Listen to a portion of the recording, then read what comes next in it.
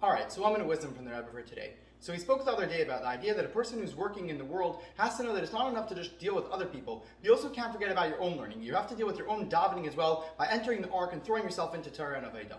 But now that doesn't mean that you have to forget about the whole world. On the contrary, we actually have to know that you also have to purify other people, as we see by Noach himself. That Noach was commanded not to go into the teva, into the ark himself. Rather, he was told to bring his wife, his family, and even the animals. Meaning he had to bring out everyone else into the ark as well. The same is true with dealing with Jewish people. That it's not enough for a person to say that I'm throwing myself into Torah learning, and then I'm going to forget about the rest of my family, forget about the rest of the world. On the contrary, you have to bring them with you into the teva. Bring other people as well into the world of learning, into the world of davening. Throw them into the teva as well. And this is what we find by the Rebbe Rashab. The Rebbe Rashab said that just like a person is commanded to put on tefillin every single day, the same way a person is commanded, whether you're great or little, that you have to think about the education of your children for at least a half hour every day. Now, seemingly, what's the point? If I'm somebody who's learned, I'll be able to just deal with my kids very easily. But the idea is that no, it has to be something which is a real thing by you. And that's why the Rebbe Rashab compares it to tefillin, which tefillin is not only about a physical action, it's also about your brain. You have to give over your mind and heart to God when you put on tefillin. And that's the idea as well. They have to help out your children, and starting with home, spreading out to the rest of the world as well, that you have to elevate the whole world. They should be fully permeated with the idea of godliness,